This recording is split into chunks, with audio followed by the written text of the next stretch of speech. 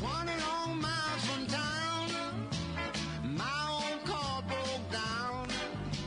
The clutch ain't shot and the sun is so hot. Oh, what I'd give to be home. It's time for Idle Talk from King's Auto Repair in West Reading. Got a question about your vehicle? Give us a call at 610-374-8800 or 888-401-0459. So let's get started with Idle Talk from King's Auto Repair. Here's Tom and Ashley. Well, hello, good evening, and welcome to Idle Talk. I am Ashley. And I'm Tom. And we are here on 8:30 a.m. WEEU. We are from King's Auto Repair, and we are Idle Talk. And we are not live tonight. We are pre-recording because we're going to be away for a day or two. So we had kind of a weird 2 weeks. Dan was our man of the hour last week because he was filled in for me. He did a pretty good job, but I have a better voice than Dan does. I'm just saying. I think he should have did a falsetto voice when he was on. He said he was going to, but I think he got nervous and was like, nope, not going to do it. That would have been really funny. Yeah, he goes, I was going to try and do Ashley's voice, but I thought I might get fired, so I didn't do it. I think it was he was just afraid to do it because, hey, you're on live radio. You can't, whatever you say, you can't take back. You can't take it back. It's already out.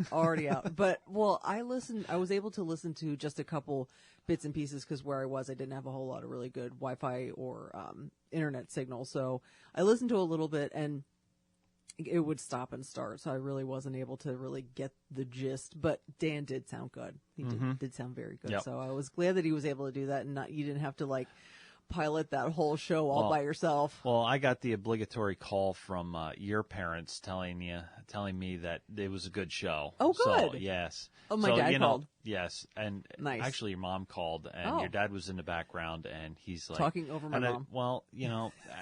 It's a good show when your parents call you and go, "Hey, good job." Pat you on the back, so it's good. Yeah, so I ran away to Montana for a week, and it was a lot of fun. So, but it's funny because it was almost the same weather here as it was out there, except there was lots of sleet and a little bit of snow, and then. So you're saying the weather right now is kind of like what you experienced out there? Yeah, actually, and this was actually I don't think we got any frost where we were. There was snow up in a higher elevation, but it was still very nice. Yeah, it's all mountains and trees and then plains, so just a landscape that I've never seen before. So it was actually really cool to experience all that. So. But, so unfortunately we are not taking any calls. We'll be live back next week, just because, we gotta do the training, gotta get this, gotta stay up on things. But we are gonna talk about a bunch of different things, and I wanted to see what Tommy wanted to lead in with. Well, I wanted to talk about something. I wanted to do a little bit of talk about maintenance. That's what I wanted to talk about a little bit. Because, a lot of cars nowadays, when you buy them at the dealership, they're like maintenance free. Don't worry about it. Just get in it and drive it. And you get to, 80,000 miles and they're like, oh, it needs a transmission. I'm such a cynic with that kind of stuff. Because anytime anyone tells me that everything's covered and it's maintenance free, I can't believe that. There's no way I can believe that kind of stuff. It's almost like they're like, we sold you a car. We want you to come back when you hit that mileage, and we're going to sell you another one. So yes, and having that kind of cynicism is frustrating. But I mean, it is kind of true because car manufacturers want to sell you more vehicles, but there's different ploys in it. So Subaru does this thing where they say, it becomes pardon the pun, a legacy. So, legacy? They had the Subaru legacy, but also they want to create a Subaru legacy. Subaru legacy? Go on.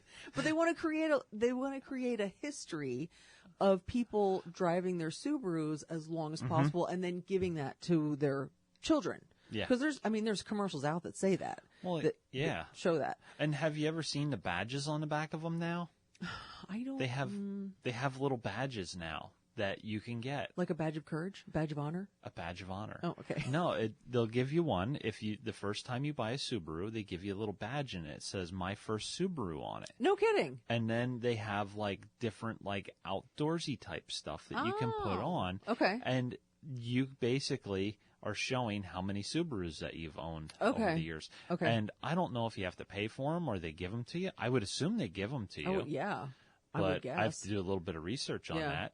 But it goes back to that legacy thing of, people have on there, it's like 5+ Subarus I've owned over the years. Yeah, but the other thing with Subaru is they promote maintenance. Mm-hmm. Subaru, Honda, Toyota promote maintenance, and while they want to sell you more vehicles, they also know that having this vehicle for a long period of time is, pardon the pun, a badge of honor. Mm-hmm. Because we drive our cars for many, many, many, many miles, and because we don't want to pay for another vehicle, and we want to keep on maintaining what we have. Mm-hmm. But I'm not gonna call any other car manufacturers out, but those three manufacturers are the ones that want you to take care of your car because they want to see how long people can drive them. Well, and the other thing too is if people drive those cars a long time, they have a good reputation. Exactly. They have the reputation of being a long-lasting car, which means people are going to come buy them. Mm-hmm. But, there's a lot of stuff nowadays where some of these manufacturers are trying to tout low cost of ownership. Low cost of ownership is the new thing. And what they're not telling you is that, hey, you have to go and they're telling you basically you don't have to maintain anything. Yeah.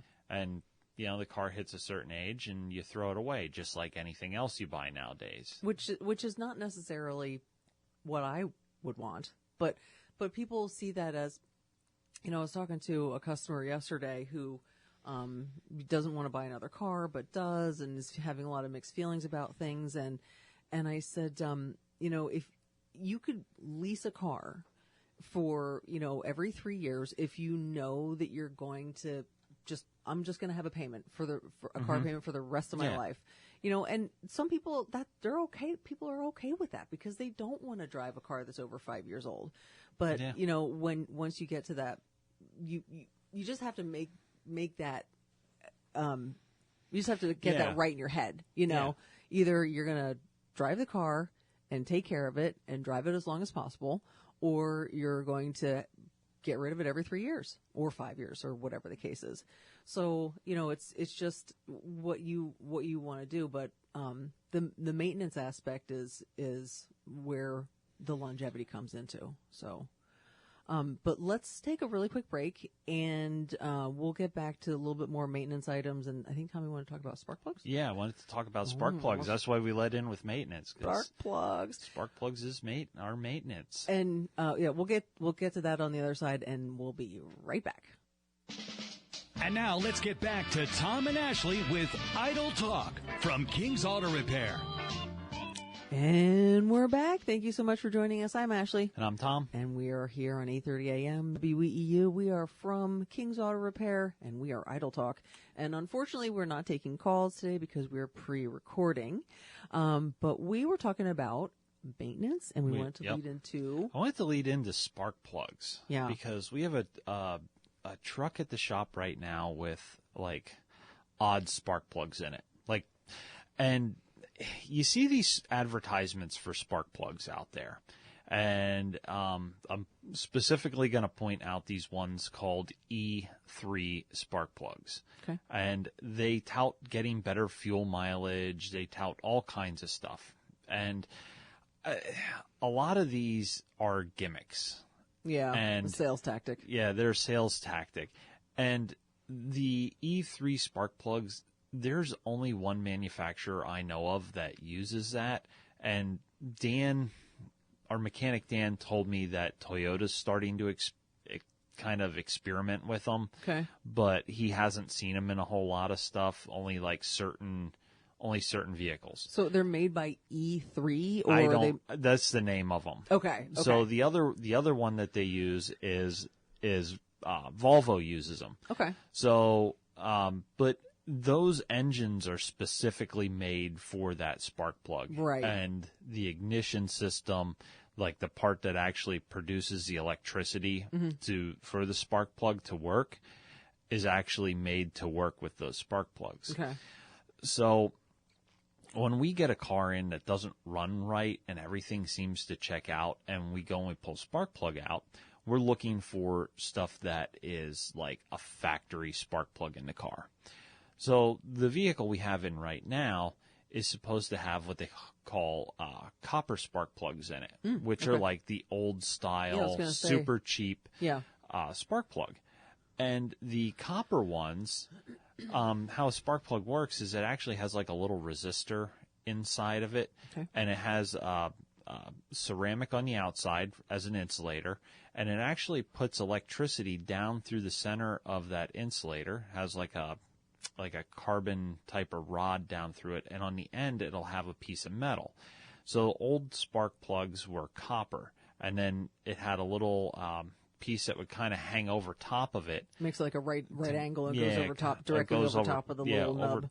Over top of the little nub where the electricity is going to come out, and the spark comes from the electricity jumping from one side to the other. So that's how you end up getting your spark. So with these ones here, when they go and they put three little pieces kind of hanging over that one little center electrode, and what ends up happening is you don't actually get a good spark to any one of those three. Because it like dilutes? It kind of dilutes because it's trying to spread it out over Okay. a larger area. Okay. And a lot of times we see trouble with people that put these spark plugs in, that the cars don't run right with these spark plugs in because of the engine was not made to run with them in. Okay, so I see where you're going, because you were saying about the E3, they can be used and they are used, but the engine is almost tailored to those spark plugs. Yes. Like electronically tailored to those spark plugs. Yes, to make those spark plugs work. And the same thing with these copper ones. Same thing with these copper ones.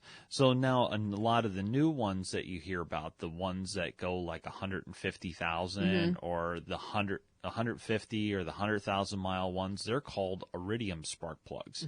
They are a real fine, like really narrow tip. They actually have little pieces on there about the size of a tip of a ballpoint pen. Okay. So, and the electricity jumps from one side to the other on those, and those create a really hot spark. And so like a high density. So like a high density and really fast, and they work really well in modern engines. Okay.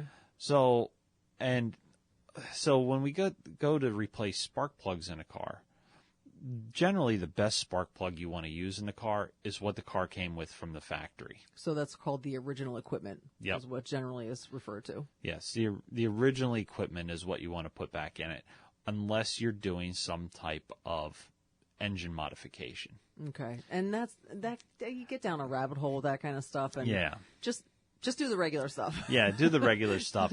It gets fancy. into the changes start coming when you go and actually, like, if you were to add a turbocharger to the engine or a supercharger to the engine, then you would need to put different spark plugs in. Yeah. But your normal everyday car that you're driving, the spark plugs it came with from the factory are the ones that are going to get you the best fuel mileage. And generally, by and large, those Iridium ones are much more expensive than your old spark plugs. But you have to remember, back in the day, you replaced spark plugs every 30,000 miles, and you would, maybe those spark plugs would be, I don't know, if you walk into the parts store, $1.25 back in the day. Yeah. 30 years ago. Yeah. Now you're doing them every 100 or 150,000 miles.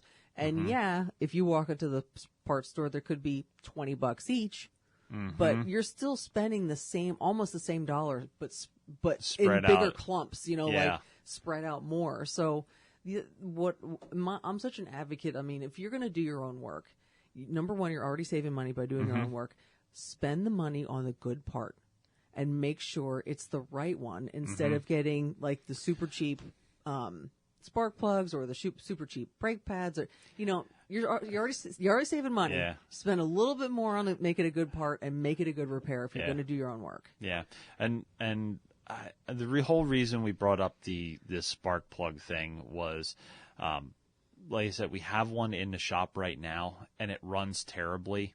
And the only thing that's wrong with it is it doesn't have good spark going to it. Yeah, and it's there because somebody else has been chasing stuff around on it for a while. tinkering with it. Yeah, tinkering with it, and swears that it has a bunch of other problems. And we went back and Dan Hook, we have invested in a lot of tools to help us, diagnose and look at vehicles and figure out what's going on with them. Electronically. Yeah, electronically. And he ran through every test that we do on an engine when it's not running right. And he goes, there's nothing wrong with this. And he goes, I took snapshots of all the stuff, and he goes, I sent it to another friend of mine that knows what he's looking at. And he goes, there's nothing wrong with this Second car. opinion kind of thing. He goes, the problem you have, it looks like it's a spark related problem. And he goes, well, I have these plugs in here. So, and it doesn't call for these fancy plugs. It actually calls for the old style copper spark plugs. Oh, so it does. This Yep, vehicle this does vehicle call actually- for the old stuff. Yep, the old inexpensive stuff is what it. Interesting. And you think that you're going to save money or get better fuel mileage by switching out to these fancy spark plugs. Yeah. And it usually doesn't happen. Well, then you spend all this time and energy and money chasing a phantom problem that could be easily remedied just by going back to the originals. Yeah. And that's frustrating. And I even had this happen when I was young. My Jeep pickup that I had, when we got that. Wilbur. That was his name. His name is Wilbur. Yeah. He had a name. So we should talk a little bit about that. We'll talk about that. Go ahead. Anyway, when I got that truck, it had the same issue. It didn't run right. So I went and we couldn't get it to idle. We couldn't do it, and I didn't know much about cars when I started tinkering on that. That was kind of my start into tinkering on cars. So when I started looking at that, I took the spark plugs out because I was like, I'm going to go get new spark plugs. So I took it out and I took it to the parts store, and I showed the guy. I said, this is what's in it. What should be in it? And he goes, well, those won't do your truck any good. He goes, good advice. He goes, take those out. He goes, you don't have enough electricity going through the ignition system to be able to fire that spark plug properly. And it was one of those crazy looking 3-pronged plugs. So the basic, that was what year was that? An 80? That was an 85 truck. So, still the old technology. Yeah. Not enough support. Electrical support in that vehicle to be able to support these crazy spark plugs. Yeah, the crazy spark plugs. And I put new spark plugs in it, and it ran great. Like a champ, like the champ that it was. Exactly. And it was great. And it all went back to, chasing around a problem because we put in these spark plugs that were supposed to be the fancy, great spark plugs. Yeah. They're supposed to be better than what you have, and they're going to give you better fuel economy and all this other stuff. And they were terrible. The truck ran terrible, and we put new spark plugs in it, and it ran great. And that's a perfect example of just kind of leave it alone. Do the maintenance, but don't try to make it fancy. Yeah. Because that's not necessary. Yeah, you're going to end up with all kinds of weird stuff happening. Yeah. And then you're chasing stuff around that you're like, why happened? Why is it doing this? And then you're trying to remember, okay, when did this start and what did we do? So, and a lot of times it comes down to something simple like that. Yeah. So just really quickly before we go to break, I don't know how long we have to go to break, but Tommy's family has a history of naming the vehicle after the person that sold it to. So that's why the person that sold it to them. So that's why the Jeep pickup was Wilbur. And then one of the tractors was Lester. Yes. Right. And then, I mean, if I was going to name my Dodge, it would have been Ed, because that was the sales guy. That was the sales guy that sold it to me. So, I can't think of the guy who sold me they sold me the Fiesta.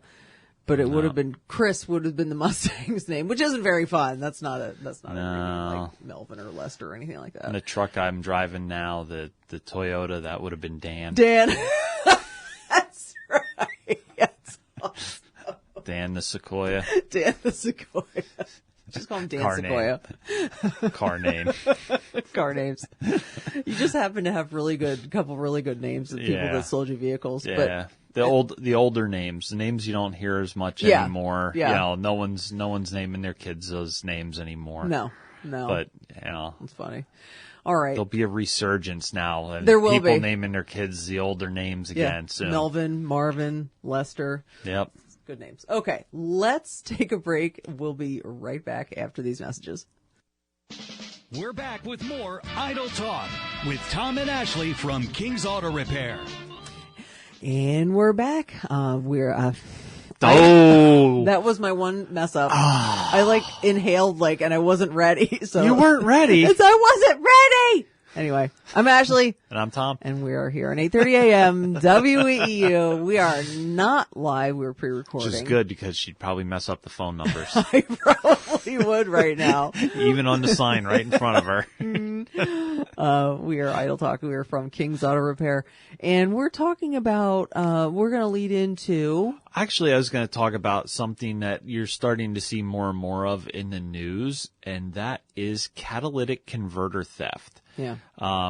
The other week, I believe there was a big theft that happened to, I believe it was Morgan Company. I saw. Yes, it was Morgan Company. And saw down there in Berks County, and I was like, this has been going on for, I'm going to say, since the start of all the stuff last year. Yeah.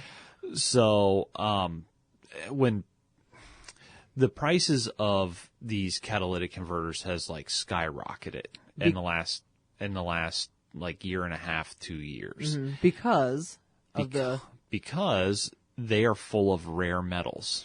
But it's funny because they're tiny. There's trace amounts of the rare metals in there, but whoever recycles these knows. I mean, obviously they recycle it they know how to get all those rare metals out, so they become really, really expensive. Yeah. So this catalytic converter theft is on the rise. Yeah. And it's something to definitely be aware about. If you drive a pickup truck or a van or some type of taller vehicle. Anything that's easier to get under. Yes. Because this all started with the Prius catalytic converters. Well, their Priuses are a targeted one. Right. Because they are worth a lot of money. Yeah. But I mean, all catalytic converters are expensive, but there's always a range, you know. And the Prius ones were targeted because you could get the most money for them in, I'll use the term black market, or at the scrap dealer. So yeah, the Prius ones, they're expensive enough that, and they're on the older ones, like the second generation Priuses, and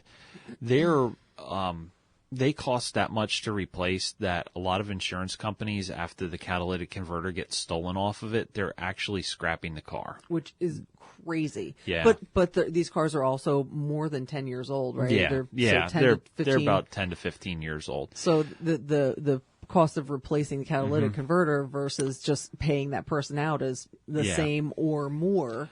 The last time I saw one that they were looking to replace catalytic converter on, it was about $4,500 to get a catalytic converter for one of those. Oh, I didn't think they were that much. Well, holy cow. So the Prius ones are a little bit different because of the hybrid technology in them. And it's not what you actually think.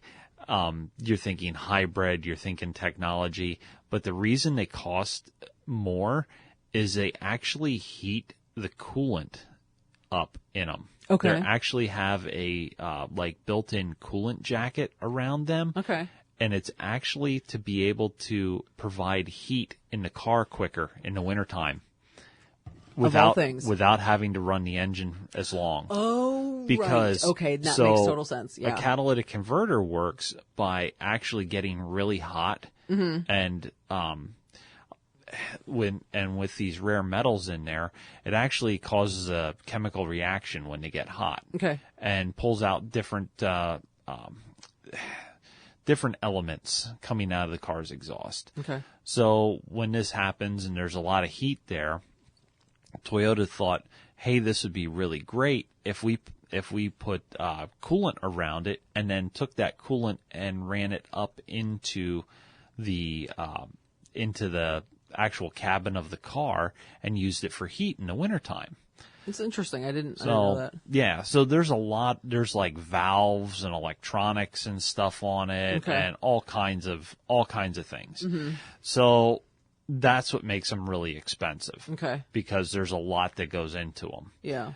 So, and there's also, being that it is a more eco-friendly car, they have a lot more of the rare metals inside of them to be able to clean up the exhaust coming out of it. Mm-hmm. Okay. So that's what actually makes them super expensive. So I have a really quick question. Mm-hmm. Is it a Prius or a Prii if there's multiple? Just like if it's deer or deers or deer. I mean, I don't know. Deer or deer? Deer or deer. Deers? Or is it Prius or Prius? I think it depends how you want to sound in front of people. I would say multiple Prius. So. I actually refer to them as Prii. That's what I was. I refer to the multiple ones as Prii. So if we have multiple, there's multiple Priuses. Prii. that they There's a lot full of Prii. That's how I refer to them. I just said Prius.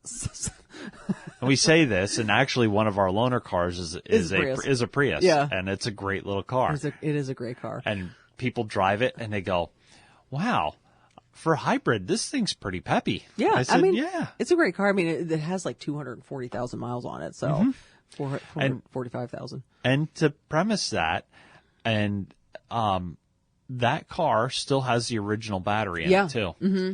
And I believe it gets about 38 miles to the gallon yet. Yeah. Which, I mean, brand new Prius will get like 50. Yeah. So it's losing its potency, but it's still a great car. Yeah. I mean, it still gets, 38 miles to the gallon. That's nothing to, So wonderful transportation for someone who needs it while they're getting their car fixed on, or worked on. So, yeah. But the thing about, okay, back to catalytic converters. Yep. Let's be serious here, people. Yep.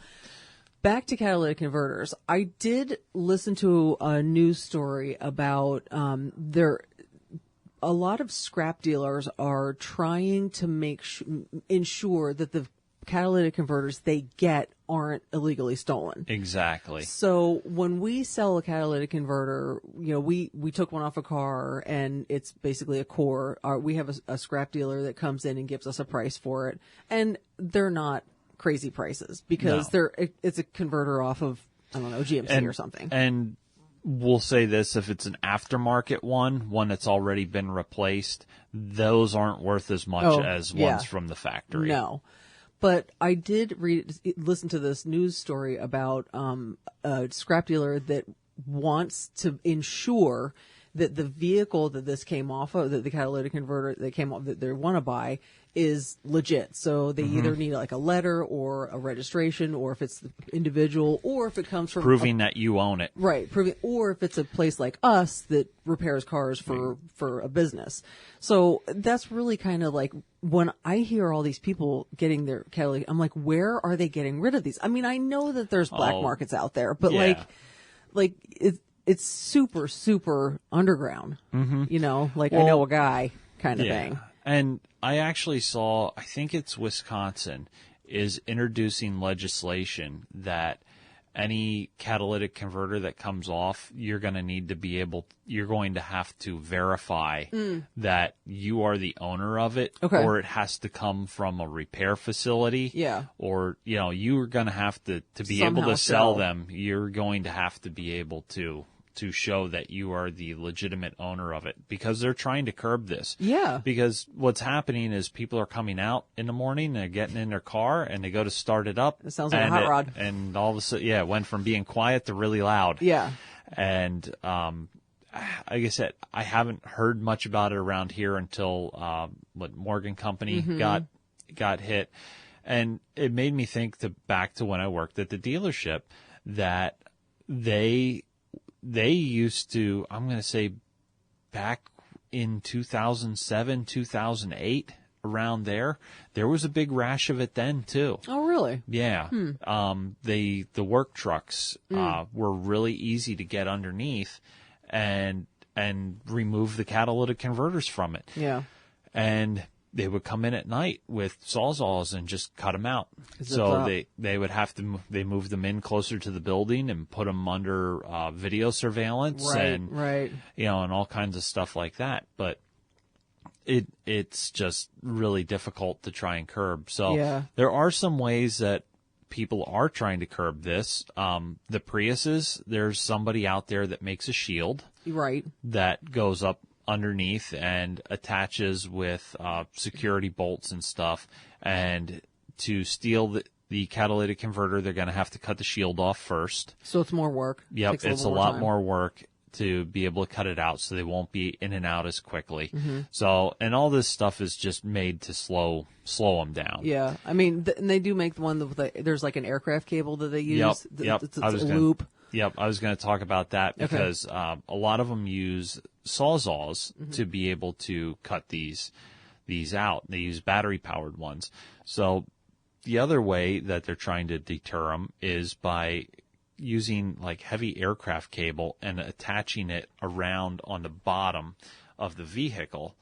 And that way, when you go to put a sawzall in there, the cable actually will move back and forth with the saw blade, making it really hard to cut the catalytic converter out. Again, just slowing people down. Slowing them down. Yeah. And then the third way that they're helping to try and curb this is there's places out there that are actually etching the VIN number onto the case of the catalytic converter. Which I think is kind of interesting. I don't know if that would actually work if someone you're gonna have really cared, that's buying it. Yeah, you're going to have to, but it is kind of a deterrent. Yeah, there are other ways to get around it. I mean, it would be no different than just filing a number off of something. They take a grinder and file it off. Yeah. But there's other ways too. I guess it would. That's the same thing of having the shield or the loop. That it's a deterrent. Yes. So if someone who's going to thieve one of these things sees the VIN number on there, they're like, okay, I have to do more work to get rid of this. Do I really want to bother? And they just may move on to the next item. Exactly. So, yeah. All right. Let's take a really quick break. We're going to do a little bit more security things when we come back, and then we'll talk a little bit about warranties, because we've all gotten the phone call. So we'll talk about that when we'll be right back after these messages. And now let's get back to Tom and Ashley with Idle Talk from King's Auto Repair. And we're back. Thank you so much for joining us. I'm Ashley. And I'm Tom. And we are here on 8:30 a.m. WEEU. We are from King's Auto Repair, and we are Idle Talk. And unfortunately, we are not taking your calls because we're pre-recorded. So, but we'll be back on next Thursday, I don't know, whatever date that is. And Okay. Evidently, that was a video that started there. What? We're gonna shut that off. I was scrolling it. I had my actually had the article up here that we were going to talk about. Okay, let's talk about that article. Well, there's a video accompanying it, but we're not going to play the video. No. But we're going to talk a little bit about security. Something that we don't think is a problem nowadays with cars because they have the computer chips inside the keys. Right. I didn't know that there were manufacturers out there that I don't know if they don't have these in the keys yet in like modern days. I thought the last of these vehicles that didn't have a computer chip in them that, needed that code out of that key to be able to start the car. I thought that was a bygone era. Because, Yeah. you used to see in the old movies where they'd go in and with a screwdriver and they put a screwdriver in the ignition switch and they'd turn it Yeah. and the car would start and they'd drive off with it. Yeah. Well, I thought back in like 2008, 2009, 2010, everybody Had chipped keys. had chipped keys. I was under the and, impression of that too. Well, evidently there's some out there that are still not, or they're very easy to bypass. Okay, so let's go back just for a second and talk about how those keys and the system works, because I Yep. don't know if everyone really understands it. Like if you have a fatter key, there's a chip in it. There's automatically a chip in Yeah. it, correct? Yep. Okay, so describe how that communicates So- with a car. So how that actually communicates with the car is it's a little radio frequency computer chip. And, excuse me.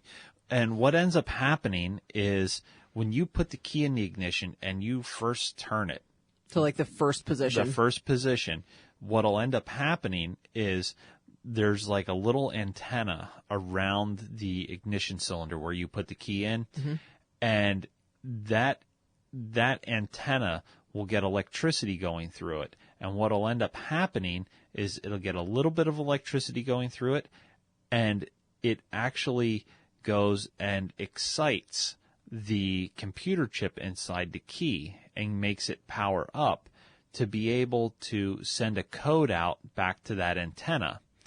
And when it gets that correct code back into that antenna, it sends that code to the computer, and the computer says, yes, this key will work, or no, it won't. You went way down the rabbit hole I that I was did. not expecting you to go down. I would have described it as there's a chip in the key that talks to the car, and when you turn it on to the first ignition, the chip sends a signal that says, "Hey, this is me," Yep. and then the computer goes, "Hey," and We're then on. it says, "All right, start." We're going to allow you to start. You But I went- gave you the technical of what actually happens. I'll give you the non-technical. They just have to be able to sync. Yes. Together. So, yes, they synchronize. And there's some different variations, but your key fobs that you have like a push button start. Yeah, the keyless. The fob. keyless fob, like the keyless where you don't have to actually put a key in the ignition, that actually has the radio antennas in the doors. So you can do the hand where you press the button on the door or something like so that. like some of them have them on the door handles, but usually there's a module in each door that has an antenna that actually faces towards the inside of the car. Oh, okay. So, and it has like a shield to the outside. That way, if the key is outside the car door, Oh, the okay. key doesn't send a signal to the car. But if you were to open the car door, it can sense where the key is Okay. by using the different sensors in the car and tell if the key is in the car. And then it will send a signal and say, yes, we have the correct key, and it can start. I kind of, okay, so the Fiesta that I have was the first car that I got that had just the keyless entry. It had just had the fob. And for the longest time, I'm like, how do I know that the key is in the car when I start it? What if I had my purse outside the car and got in the car and tried to start it and it started, like, and then I drove away without a key, like, so, and Tommy's like, it can't happen. So just take my word for it. It can't happen. I'm The like, car okay. can't. The car will not start unless that key is inside the car. Right. But if you started the car, Took the key out. and took the key out, the car would say, I don't have the key. Like Yeah. you would get a notification or it would ding or something like that. Some of them ding, Yeah. and some of them go.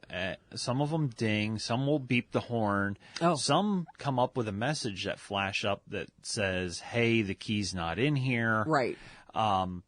And It trying kind to of, segue into something else here that happens with it.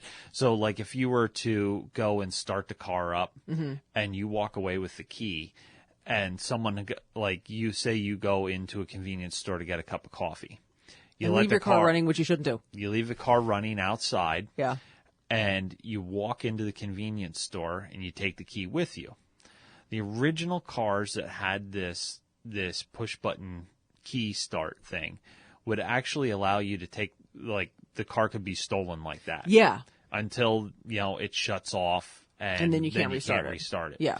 But a lot of the newer cars that have the electronic shifters which they won't allow you to actually shift it if the key is not present. If the key is not present. So smart. That way, it reduces the chances of you driving off without a key. Right. Or someone else, getting out of the car that has your key and walks off. Right. Or someone tries to steal your running car. Right. And I am not an advocate of leaving your car running outside of a public place, not even outside your house. Like, don't leave it running while you're not in it. It's so easy to get stolen because not all of the cars that we're referring to have that interlock. Yeah. So easily someone run away with that car. And I don't know if you can put an insurance claim on that. Because you left it running. Yeah. With a key in it. Yeah. Or whatever. So just don't do it. Anyway. So we digress. So we were talking about, the chip keys. So anyway, I saw this article and I thought this was really a crazy thing because we've talked about stolen cars before. Yeah. And this article came up and it says thieves in Milwaukee have stolen over 5,300 Kias and Hyundais this year. 5,300. 5,300. Crazy. They actually have the number. It's actually closer to 5,400. It's crazy. So, and this article is a couple days old, so I'm going to say they're probably over 5,400 cars already. Yeah. Mm-hmm. But what's happening is somebody found out that some of these Hyundais and Kias are fairly easy to steal. And I don't know if they're saying that there's some type of electronic thing they're doing to them. Oh, like sending a signal and sending the signal. Blocking or, yeah. And they're using the old screwdriver method to Get out. Really? to do it. And they actually had a video of a guy talking about, how they're, the video that popped up in the beginning was a guy caught two other guys inside his car trying to steal it. Wow. And he was videoing them and telling them to get out of the car. Yeah. And they kept going and they stole it. So, wow.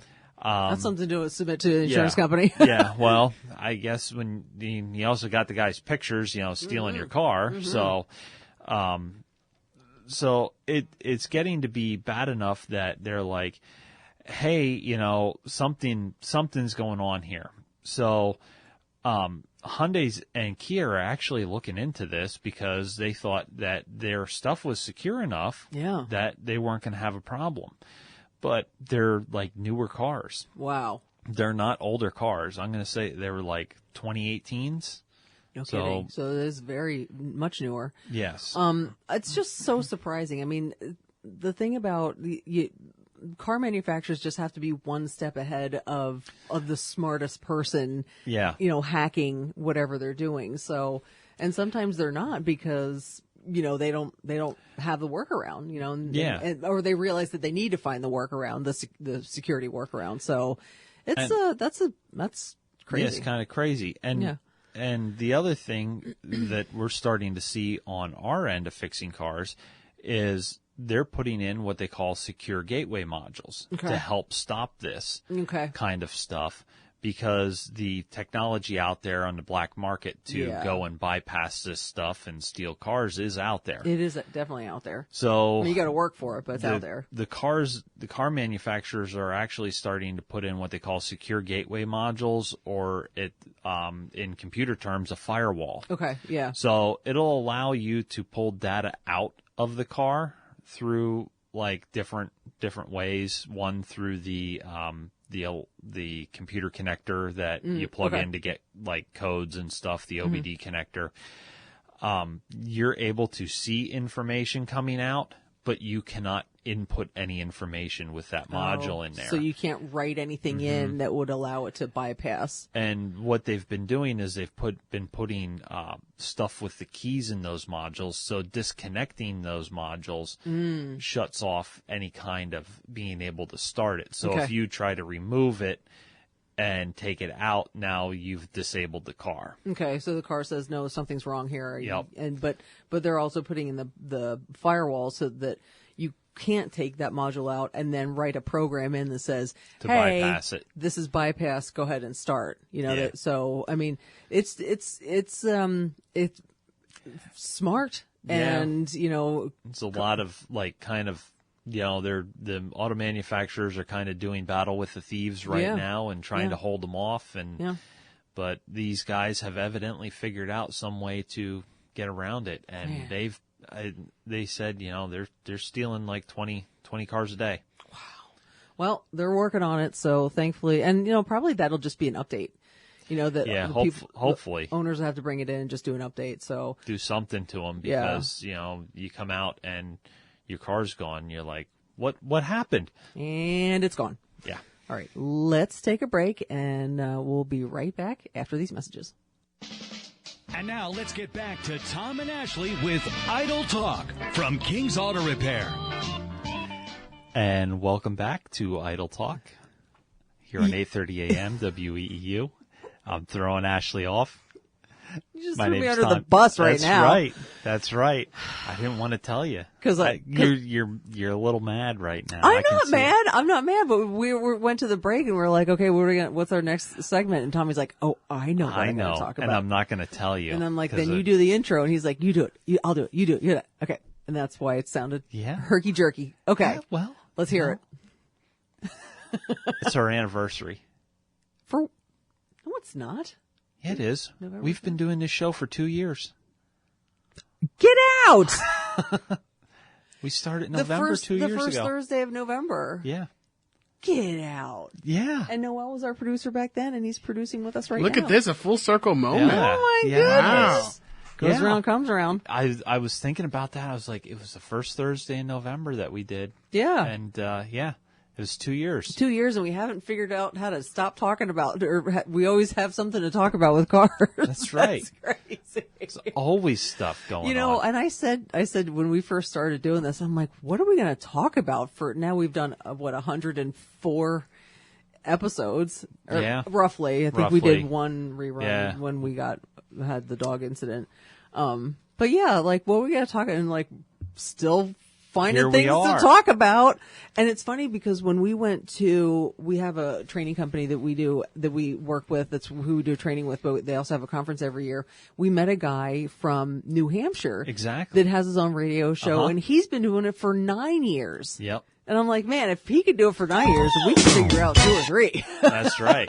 And I told him, I said, if I ever run out of anything to talk about, I'm just going to listen to your show. And, we're just going to repeat it. Totally different areas. So it'd be, I'm going to, hey, when you can cheat, get a little bit of help. Well, that's not really cheating. It's just a little bit of assistance for items to talk about. But I must say, it's okay doing it once a week. If I had to do it every day, I don't know how any of these guys do radio every day of every week. Not necessarily now, but at the end of the day, and we get out of there and I'm like, I'm exhausted. I can't wait to go home. I gotta go home. I gotta feed the dogs. I gotta, we gotta take care. They gotta eat dinner. And then by the time we get home, it's like, and do all this stuff is like 8:30. Mm-hmm. I'm like, how does anybody do this? I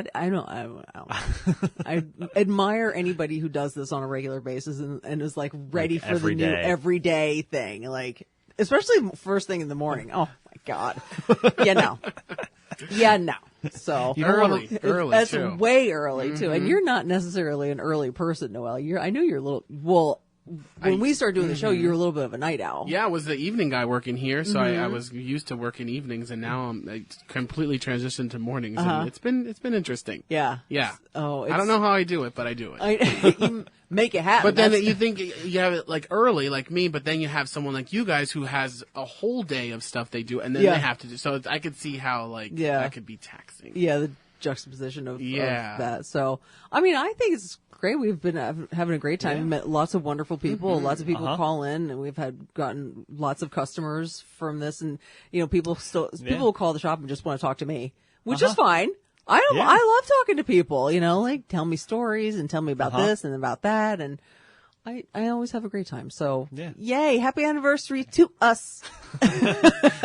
See, totally threw you off. You did. You were like, it's our wedding anniversary. What are you talking about? Wedding anniversary? What? So, All right. So that is our show for tonight. Thank you so much for listening. People, be nice to each other out there and wear your seatbelts and have a lovely, lovely weekend. Thank you. Good night.